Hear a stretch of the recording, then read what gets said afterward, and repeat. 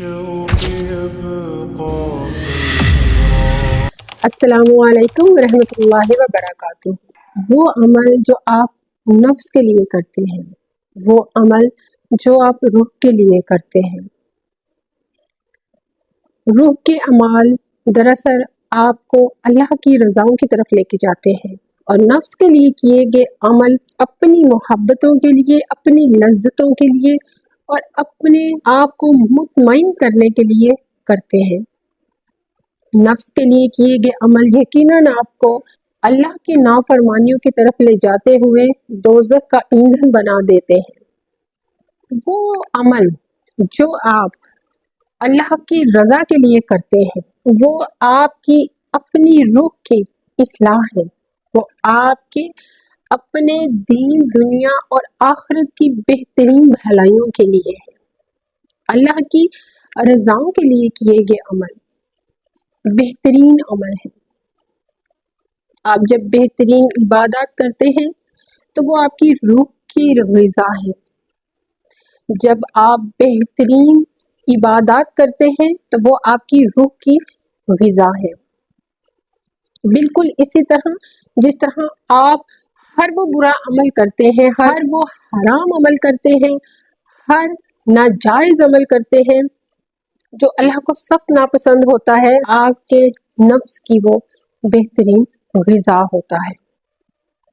آپ کے نفس کی غذا بننے والے عمل، وہ عمل جو آپ دنیا میں اپنے نفس کی خاطر کرتے ہیں، وہ آپ کے نفس کو طاقت دینے کے لیے بہترین عمل کردار ادا کرتے ہیں۔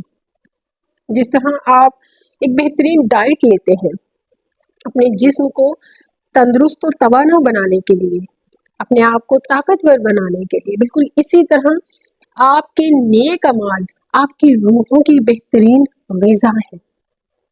آپ کے برے اعمال آپ کے نفس کی طاقتور غذا ہیں، جو آپ کے نفس کو طاقتور کرتے ہیں، تندرست کرتے ہیں، چوک و چبند کرتے ہیں۔ مگر جہاں آپ کی نیک اعمال کی وجہ سے آپ کی روح طاقتور ہوتی ہے، آپ کا نفس کمزور ہونا شروع ہو جاتا ہے اور آپ کا نفس لاغر ہونا شروع ہو جاتا ہے۔ بالکل اسی طرح جب آپ نفس کی طاقتور غذائیں فراہم کریں گے تو آپ کی روح لاغر ہو جائے گی، آپ کی روح کمزور ہو جائے گی، کیونکہ نفس کو طاقتور کرنے والی غذائیں آپ کی روح کو بیمار کر دیتی ہیں۔ جب آپ کے اندر حاصل کرنے کی خواہشیں پیدا ہونا شروع ہو جائیں تو یاد رکھیے آپ اس روح سے دور ہو جائیں گے جو تقسیم کرنے کے عمل کے ساتھ دنیا میں آئی ہے۔ نفس چھیننا جانتا ہے، روح بانٹنا، مگر روح کو بانٹنا پسند ہے۔ نفس صرف آپ کو آپ کے فائدوں پر، آپ کی بہتریوں پر گامزن رکھتا ہے، مگر روح آپ کو دوسروں کی بھلائیوں، دوسروں کو آسانیاں دینا اور دوسروں میں بہتریاں بانٹنا سکھاتی ہے۔ اگر آپ کو اللہ نے نواز دیا ہے تو یقیناً آپ اس کو بانٹنا شروع کر دیں گے۔ یہ ہے روح کا بہترین عمل۔ اور اگر آپ کو لگتا ہے کہ آپ کو صرف اتنا ہی ملا ہے جس میں آپ اپنا اور اپنے سے جڑے چند لوگوں کو ہی پورا کریں گے تو یہ آپ کو نفس نے مطمئن کر لیا ہے۔ یہ انجام بڑے بھیانک ہے۔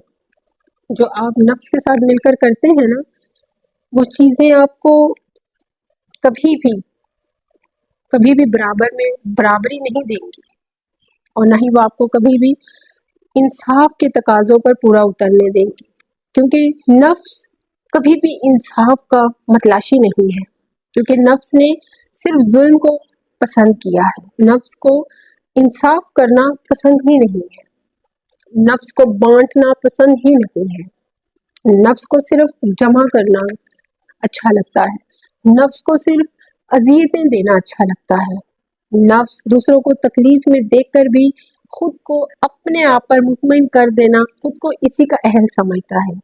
نفس کا کام ہی اس دنیا میں یہ ہے کہ انسان کو بے خبر رکھنا، انسان کو لا تعلق کر دینا۔ نفس کا کام ہی یہ ہے کہ اس نے انسان کو اتنا بے خبر کر دینا ہے کہ کب انسان اپنی آخری سانس پر پہنچ جائے اور پھر وہ مڑ کے دیکھے اور سوائے پچھتاوے کہ اس کے پاس کچھ نہ رہ جائے کہ میں نے ساری زندگی کیا کیا؟ اللہ کی رضاؤں کے لیے میں نے کچھ بھی نہیں کیا، میں صرف اپنی رضا کی طرف بھاگتا رہا۔ تب انسان صرف ان پچھتاووں میں ہی موت سے پہلے مرنے لگتا ہے کہ میں نے اللہ کی رضا کے لیے کیا کیا۔ نفس کا کام ہی دنیا میں یہ ہے کہ اس نے آپ کو اللہ کی رضاؤں سے دور کرنا ہے۔ یہ وہ نفس ہے جس نے شیطان کو بھی بہکا دیا تھا۔ اکثر لوگ سوال کرتے ہیں کہ شیطان کو کس نے بہکایا؟ اگر شیطان نے شروع سے اب تک ہر ذی انسان کو، ہر روح کو انسان نے بہکا دیا تو شیطان کو کس نے بہکایا تھا؟ تو شیطان کو نفس نے بہکایا تھا۔ شیطان سے بھی اوپر کے درجے پر جو ایک کمان ہے، ایک اجارہ دری لے کر کھڑا ہے، وہ ہے نفس۔ شیطان سے بھی زیادہ خطرناک ہے وہ نفس جو انسان کو مطمئن کر دیتا ہے۔ یاد رکھیے گا، کبھی بھی بہترین روح والے مطمئن نہیں ہوں گے۔ وہ بھلے